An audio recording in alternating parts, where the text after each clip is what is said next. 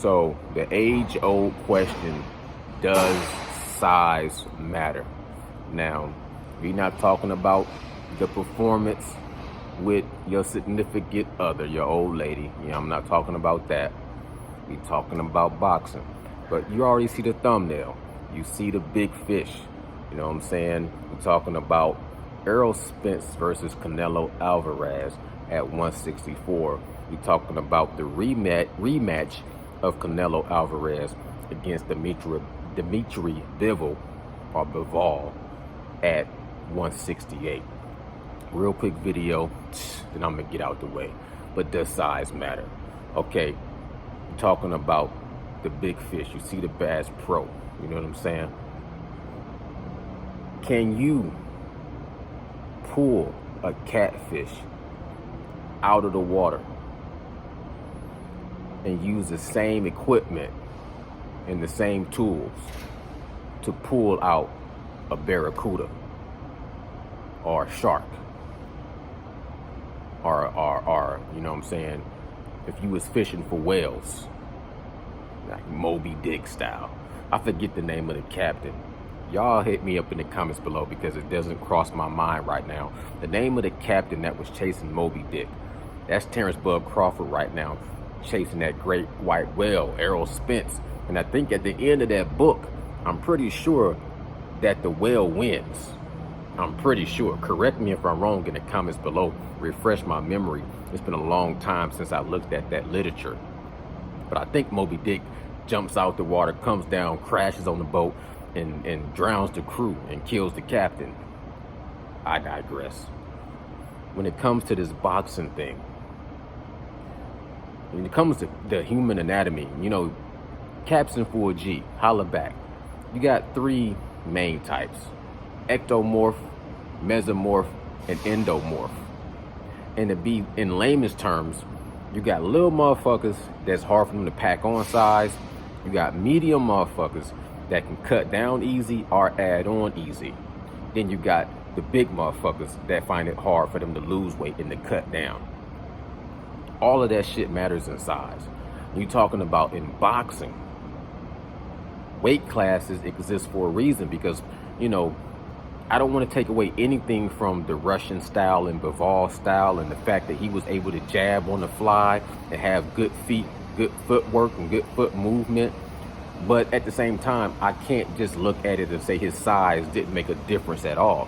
Shouts out to Real Talk Boxing. He says at 168, he think Bivol will do the same thing because he has Canelo's number. Now, I think some of that might be, not salute Real Talk all day. Bow. Hypothetically, you can take the hypotheses and do a matter of deduction scientifically and, you know, have them fight multiple times at different weight classes. And then we'll be able to see if this is actual factual, that no matter what weight, it's just impossible for Canelo to beat Bivol because of his style. Just a bad matchup. That could be the case. But I'm interested to see, you know, when you're talking about like a guy like me, I'm in the middle.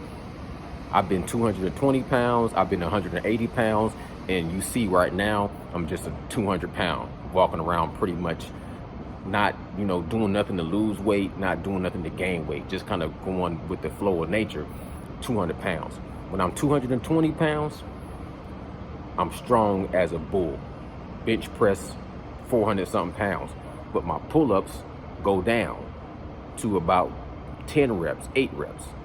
When I go down to 180, my bench press goes down, but my pull-up game goes up 20, 25, 30 reps in one set. When I'm walking around at 200 pounds, everything is even keel. My bench press is not too weak, not too strong. Stay within that 315 to 350 range. My pull-up game stay within the 12 to 15 range. As a boxer, you can get too big and lose power on your punch. You can get too small and lose power on your punch. You can be small and be fast. You can be big and be slow, but more powerful. It depends. That's why they say boxers have to dial in. My partner asked me, the white guy, shouts out to the white guy. He asked me, is it more dangerous to go up in weight as a boxer or to go down in weight? I say, to me, it's dangerous both ways. Because going up in weight, you fighting guys bigger, stronger, and you might not be able to have the durability, the punch resistance. You might be too much, you might be slower going up bigger. You might lose some of your speed. You might even lose some of your punching power. Going down in weight could be dangerous. Those guys are going to be faster. You might be weight drained. Your punch resistance might be less. You take away protection of your vital organs and water off the brain. You dehydrate yourself. It's a double-blade sword. You supposed to find your lane and stay in it. Find your comfort zone and stay in it. Find where you are optimal. Find where you are dialed in. It's like if you was a sharpshooter and a sniper. If you adjust a few degrees, you off your mark this way. If you adjust the other way, you off your mark that way. You have to be perfectly dialed in to always hit that bullseye. Same thing as a boxer. You have to be dialed in and you have to peak on fight night. Canelo was off the mark. He looked mentally fatigued within the first round or two. He looked physically fatigued and he looked like he was walking in cement boots. 168 might change that. He might dial in. It might be a different outcome. But hypothetically, I'm gonna salute real talk and say that little 7-pound difference shouldn't make too much of a difference for Bivol, and he probably would be able to pull off the same outcome in a rematch. Now let's talk about Errol Spence real quick, and I'm gonna get out the way. Errol Spence challenging Canelo at 164. First of all, I know what I would expect from Canelo at 160 or 168. So at 164, that might be a sweet spot perfectly for him. But I don't know what to expect from Errol Spence past what he's done at welterweight.